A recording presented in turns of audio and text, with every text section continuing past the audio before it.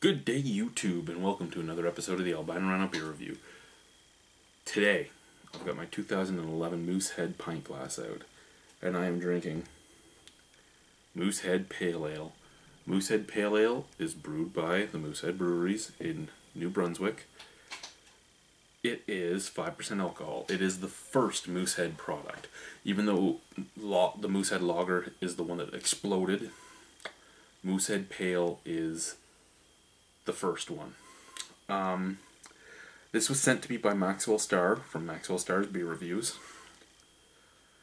He was saying that he thought it was only available in New Brunswick. Well, you can get it here in Ontario, but it's not easily available. You have to buy it in a 2-4. I know a couple years ago you could buy it in a 12-pack, but even so, a 12-pack is still too much to buy if you don't know if you're going to like it or not. Things should be available in singles. Everybody should sell single cans. Send the LCBO in the beer store a couple cases of single cans so people can try your product, and then they'll go back and they'll buy the 12 or 2-4, or even single bottles. I'd prefer bottles, but that's just me.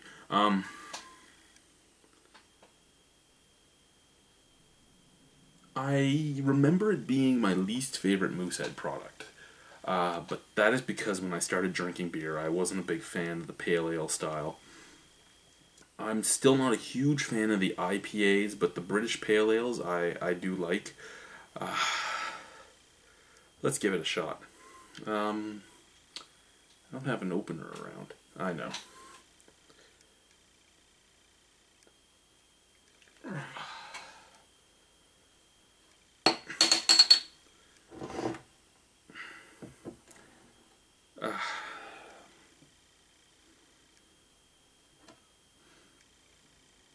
There's a dog hair on my bottle of beer. Max, you sent me a dog hair. No, it's my dog's.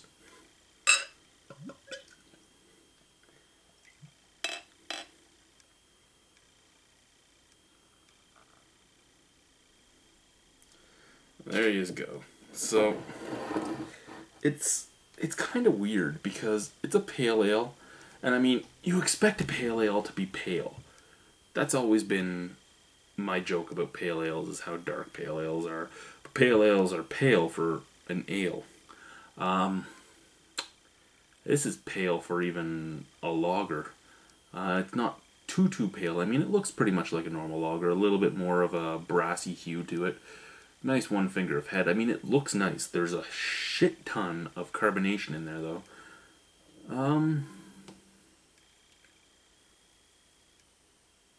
Truthfully, it looks more like a lager than even Labatt 50 does. Labatt 50 looks more like an ale than this. But let's give it its shots.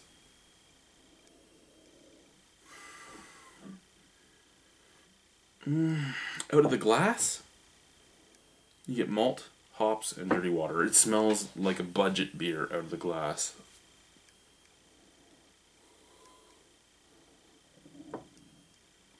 Out of the bottle, you get the malt and you get the hops.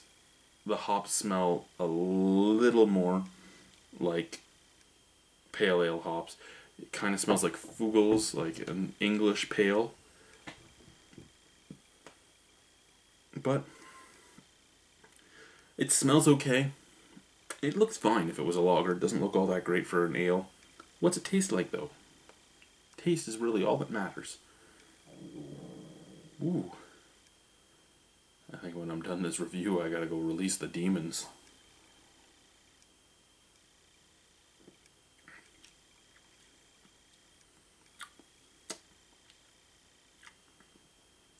Bready, biscuity, dry and yeasty.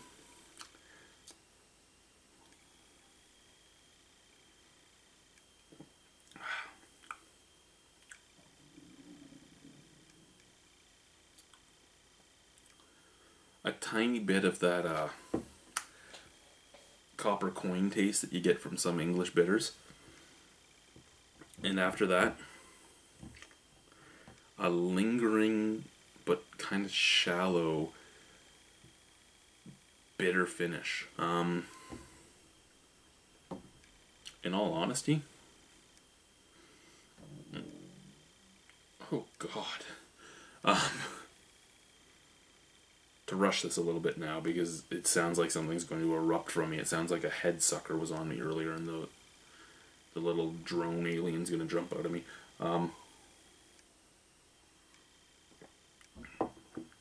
In all honesty, it's not bad. For a Popsy McLager company, thank you Terry K. It's okay. It's probably still my least favorite Moosehead product.